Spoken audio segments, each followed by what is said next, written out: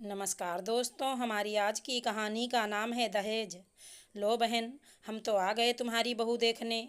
सुना है बहुत कुछ लेकर आई है दहेज में। पड़ोस की कमला काकी सुधा जी से बोली, हाँ हाँ काकी, तुम सब भी देख लो। हमने तो कह दिया था जो भी सामान दो वो बढ़िया होना चाहिए। आखिर काम तो उनकी बेटी के ही आएगा।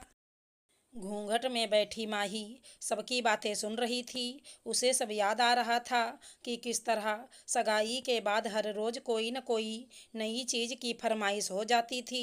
कभी कहा जाता गर्मियां आने वाली हैं, इसलिए एक रूम कूलर अपनी बेटी को दे देना, क्योंकि आपकी बेटी जिस ऊपर वाले कमरे में रहेगी वहाँ खिड़की में कूलर लगाने की व्यवस्था नहीं है।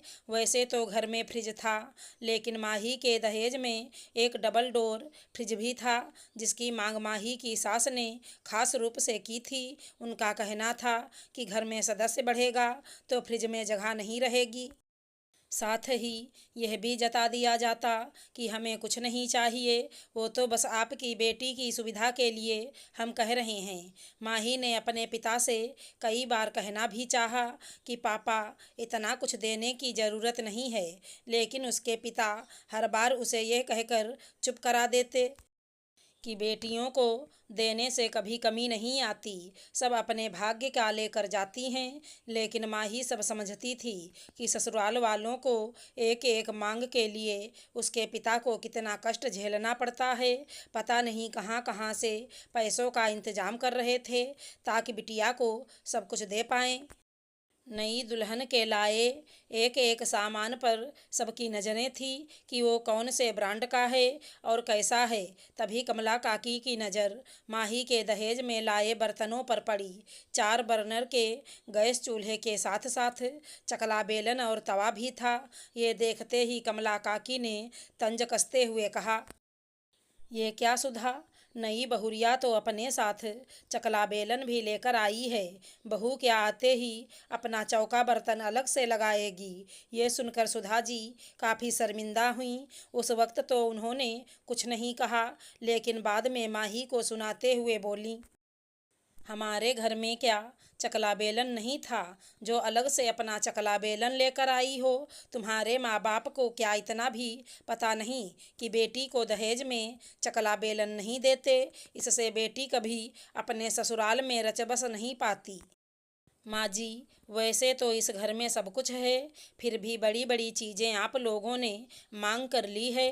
फिर इन छोटी छोटी चीज़ों को देने में मेरे पापा पीछे कैसे हट सकते थे।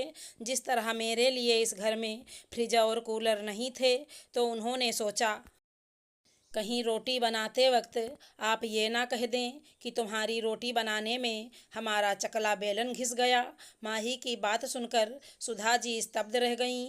माही फिर बोली, माँ जी, कहने को एक लड़की अपना सब कुछ छोड़कर ससुराल आती है, लेकिन जब अपनी ज़रूरतों के लिए उसे सब कुछ मायके से ही लाना पड़े तो ससुराल को वो कैसे अपना घर बना पाएगी। बहू, अब बस कर, मुझे और शर्मिंदा मत कर। अब से तेरी सारी ज़रूरतें इसी घर में पूरी होंगी। और हाँ, अपना ये सामान तू पेटी में ही रखना, क्योंकि मैं अपने परिवार को बंटते हुए नहीं देखना चाहती। मेरी भी मति मारी गई थी, जो माँ बनकर नहीं बल्कि सिर्फ एक सास बनकर सोच रही थी। माँ ही खुश थी कि आज उसने अपनी बात सबके सामने रख दी, नहीं तो शायद उम्र भर उसे अपनी ज़रूरतों के लिए अपने मायके पर ही निर्भर रहना पड़ता। नमस्कार दोस्तों, हमारी आज की कहानी का नाम है थप्पड़। अपने बेटे को आपने समझा दिया कि लकड़ी को उतना मोड़ो कि टूटे ना।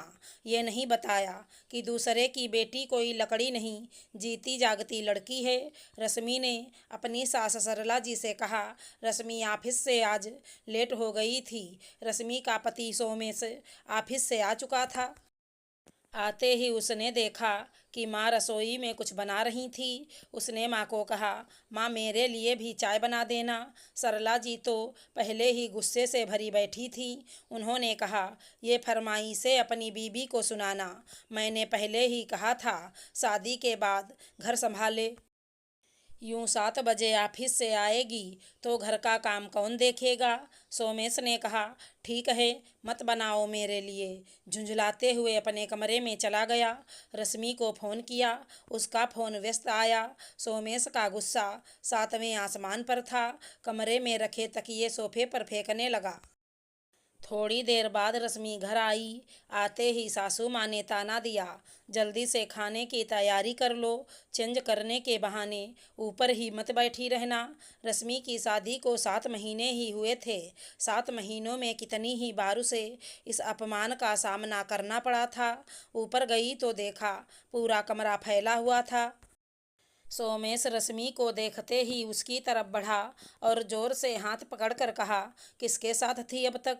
रश्मि को इन 7 महीनों में रोज कोई नया ताना मिलता था, फिर भी वो उसको भूलकर अगले दिन फिर काम में लग जाती थी। पर ये शायद उसके सब्र का अंत और आत्मसम्मान पर ठेस थी। रश्मि ने उसका हाथ पीछे हटाते हुए कहा, ट्रैफिक मेरे कंट्रोल में नहीं है। इतना ही शक और फितूर भरा हुआ है तो खुद लेने आ जाया करो। मुझे शौक नहीं है बस में धक्के खाकर आओ और फिर यहाँ लगी हुई कचहरी में सफाई प्रस्तुत करो। सोमेश की आवाज़ सुनकर उसकी माँ सरला जी भी ऊपर आ गईं। सरला जी ने कहा, इसलिए कहती थी पढ़ी लिखी बहू नहीं चाहिए मुझे, अब मिल गया तुझे चैन। माँ की बात से आग बबूला हुए सोमेश ने रश्मि को अपने गुस्से भरी आंखों से घूरा और कहा, कल से नौकरी जाना बंद, घर रहो, सब अकल ठिकाने आ जाएगी। रश्मि ने अपने आंसू पोंछे और कहा, नौकरी करना और छोड़ना दोनों फैसले लेने का हक सिर्फ मेरा है, तुम्हारा नहीं। रश्मि का जवाब सुनकर सोमेश ने अपनी माँ के सामने खुद को अपमानित महसूस किया और अपनी खोखली मर्दानगी का सबूत देने के लिए रश्मि के ऊपर हाथ उठा दिया। सरला जी ने बीच बचाव किया और बेटे को नीचे ले गईं। रश्मि को थप्पड़ गाल पर नहीं, उसके आत्मसम्मान पर लगा। नीचे सरला जी ने कहा, तुझे कितनी बार समझाया है, गुस्से में थोड़ा अकल से काम लिया कर। ऐसी कानून मारने वाली औरतों को ऐसी मार मारनी चाहिए जो दिखे भी ना, किसी को बता भी ना पाए, और दिखा भी लकड़ी को उतना मोड़ कि टूटे ना और दर्द भी हो। रश्मि अपना सामान बांध कर नीचे आ चुकी थी। कांता जी, अरे बेटा कहाँ जा रही है? इतना तो चलता है मियाँ बीबी में, तुझे भी तो अपनी जुबान बंद रखनी चाहिए थी ना। सोमेश फिर चिल्लाकर बोला, जाने दो इसे, मैं भी तो देखूं कौन सा यार रखता है इसको। रश्मि सोमेश के पास गई और उसे एक जोरदार थप्पड़ जड़ दिया। फिर सरला जी के सामने खड़ी होकर कहा, बहू को जुबान का पाठ पढ़ाने से पहले अपने बेटे को जुबान की तहजीब सिखाओ। सोमेश थप्पड़ की मार से ज़्यादा रश्मि के हौसले से हिल गया। फिर भी खुद को संभालते हुए कमरे से बाहर निकल रहा था तो सरला जी ने रोक लिया। रश्मि ने सामान उठाते हुए कहा, आओ बाहर, रुको मत, ज़रूर छोड़ूंगी, नौकरी नहीं तुम्हें छोड़ूंगी। तुम्हारे जैसे आदमी के साथ रहकर अब खुद की नज़रों में नहीं गिर सकती मैं। जो सामान बच गया वो कोर्ट के आर्डर से वापस जाएगा। रश्मि ने सामान उठाया और चली गई। माँ बेटा रश्मि की आंखों में ये विद्रोह देखकर उसे रोकने की हिम्मत नहीं कर पाए और घर में सन्नाटा पसर गया। अगर हमारी कहानी पसंद आई हो तो चैनल को लाइक शेयर सब्सक्राइब करें। धन्यवाद दोस्तों।